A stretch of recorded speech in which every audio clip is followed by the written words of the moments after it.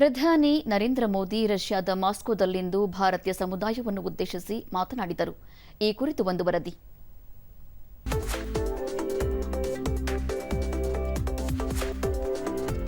ಭಾರತವನ್ನು ವಿಶ್ವದ 3ನೇ ಅತಿದೊಡ್ಡ ಆರ್ಥಿಕತೆಯುಳ್ಳ ದೇಶವನ್ನಾಗಿ ಮಾಡುವುದು ಸರ್ಕಾರದ ಗುರಿಯಾಗಿದೆ. 3 ಕೋಟಿ ಬಡವರಿಗೆ ಮನೆ ನಿರ್ಮಾಣ, 3 ಕೋಟಿ ಮಹಿಳೆಯರನ್ನು ಆರ್ಥಿಕವಾಗಿ ಸಶಕ್ತೀಕರಣಗೊಳಿಸುವುದು, ಗ್ರಾಮೀಣ ಬಡ ಮಹಿಳೆಯರ ಆದಾಯ ಹೆಚ್ಚಿಸುವ ಮೂಲಕ ಲಕ್ಷಾಧಿಪತಿ ಮಹಿಳೆಯರನ್ನಾಗಿ ಮಾಡುವುದು ಸರ್ಕಾರದ ಉದ್ದೇಶವಾಗಿದೆ ಎಂದು ಪ್ರಧಾನಿ ನರೇಂದ್ರ ಮೋದಿ ತಿಳಿಸಿದ್ದಾರೆ. तीसरी सबसे बड़ी इकोनॉमी बनाना सरकार का लक्ष्य है. तीसरे टर्म में गरीबों के लिए 3 करोड़ आवास बनाना, 3 करोड़ घर बनाना. सरकार का लक्ष्य है. ರಷ್ಯಾ ಪ್ರವಾಸದಲ್ಲಿರುವ ಅವರು ಭಾರತೀಯ ಸಮುದಾಯವನ್ನು ಉದ್ದೇಶಿಸಿ ದೇಶ ಇಂದು ಬದಲಾಗುತ್ತಿದೆ. ಭಾರತದ ಚಂದ್ರಯಾನ ಯೋಜನೆಯ ಸಾಫಲ್ಯ, ಡಿಜಿಟಲ್ ಮಾದರಿ ಅಪೂರ್ವವಾಗಿದೆ.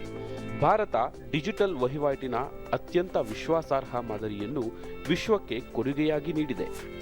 ಸಾಮಾಜಿಕ ವಲಯದಲ್ಲಿ ಉತ್ತಮ ನೀತಿಗಳೊಂದಿಗೆ ನಾಗರಿಕರನ್ನು ಸಶಕ್ತಗೊಳಿಸುತ್ತಿದೆ. ಇಂದು ಭಾರತ ವಿಶ್ವದ 3ನೇ ಅತಿದೊಡ್ಡ ನವೋದ್ಯಮ ವ್ಯವಸ್ಥೆ ಹೊಂದಿರುವ ದೇಶವಾಗಿದೆ. ದಾಖಲೆ ಸಂಖ್ಯೆಯಲ್ಲಿ ಪೇಟೆಂಟ್ ಹಕ್ಕುಗಳನ್ನು ಪಡೆಯಲಾಗುತ್ತಿದೆ.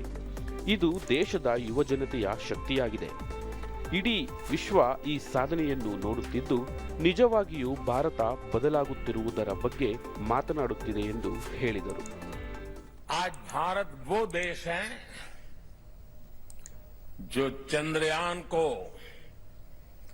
चंद्रमा पर वहां पहुंचाता है जहां दुनिया का कोई देश नहीं पहुंच सका.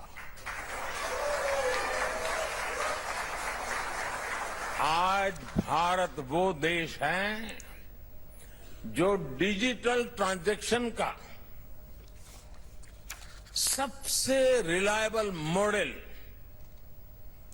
दुनिया को दे रहा है.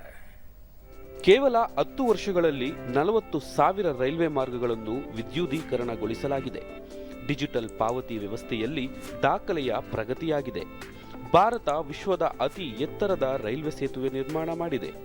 ದೇಶವನ್ನು ವಿಕಸಿತಗೊಳಿಸುವ ಸಂಕಲ್ಪದೊಂದಿಗೆ ಮುನ್ನಡೆಸಲಾಗುತ್ತಿದೆ. 2014ರ ಮೊದಲು ದೇಶದಲ್ಲಿ ನಿರಾಶಾವಾದ ಹೆಚ್ಚಾಗಿತ್ತು. ಇಂದು ಭಾರತ ಆತ್ಮವಿಶ್ವಾಸದಿಂದ ಕೂಡಿದೆ ಎಂದರು. इससे आना जाना और व्यापार कारोबार और आसान होगा. साथियों, हमारे संबंधों का एक प्रतीक अस्ट्राखान का इंडिया हाउस भी है. ಮುಂದಿನ 10 ವರ್ಷಗಳಲ್ಲಿ ಭಾರತದಲ್ಲಿ ಗಮನಾರ್ಹ ಅಭಿವೃದ್ಧಿಯಾಗಲಿದೆ. ಸೆಮಿಕಂಡಕ್ಟರ್ ವಲಯದಿಂದ ಹಿಡಿದು ಎಲೆಕ್ಟ್ರಾನಿಕ್ಸ್ ವಸ್ತುಗಳ ಉತ್ಪಾದನೆಯವರೆಗೆ, ಹಸಿರು ಇಂಧನ ವಲಯದಿಂದ ವಿಶ್ವ ದರ್ಜೆಯ ಮೂಲ ಸೌಕರ್ಯ ನಿರ್ಮಾಣದವರೆಗೆ ಭಾರತ ಅಭಿವೃದ್ಧಿಯ ಹೊಸ ಅಧ್ಯಾಯ ಬರೆಯಲಿದೆ ಎಂದು ಹೇಳಿದರು.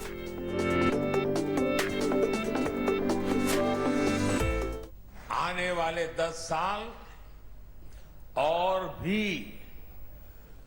फास्ट ग्रोथ के होने वाले हैं. सेमीकंडक्टर से इलेक्ट्रॉनिक मैन्युफैक्चरिंग तक, ग्रीन हाइड्रोजन से इलेक्ट्रिक व्हीकल तक और वर्ल्ड क्लास इंफ्रास्ट्रक्चर, भारत की नई गति दुनिया के विकास का, और मैं बहुत जिम्मेवारी से कह रहा हूं, दुनिया के विकास का अध्याय लिखेगी. ಜಾಗತಿಕ ಪ್ರಗತಿಗಾಗಿ ಭಾರತ ಮತ್ತು ರಷ್ಯಾ ಜಂಟಿಯಾಗಿ ಕಾರ್ಯನಿರ್ವಹಿಸುತ್ತಿವೆ. ಶ್ರಮ ಮತ್ತು ಪ್ರಾಮಾಣಿಕತೆಯ ಮೂಲಕ ರಷ್ಯಾ ಸಮಾಜಕ್ಕೆ ಇಲ್ಲಿನ ಭಾರತೀಯ ಸಮುದಾಯ ರಷ್ಯಾದ ಕಜಾನ್ ಮತ್ತು ಯಕತೇರಿನ್ಬರ್ಗ್ನಲ್ಲಿ ಭಾರತದ ನೂತನ ರಾಯಭಾರಿ ಕಚೇರಿಗಳನ್ನು ಆರಂಭಿಸಲು ನಿರ್ಧರಿಸಲಾಗಿದೆ. ಪರಿಣಾಮ ಪ್ರವಾಸ ಮತ್ತು ವ್ಯಾಪಾರ ಸಂಬಂಧ ಇನ್ನಷ್ಟು ವಿಸ್ತರಣೆಗೊಳ್ಳಲಿದೆ ಎಂದು ತಿಳಿಸಿದರು.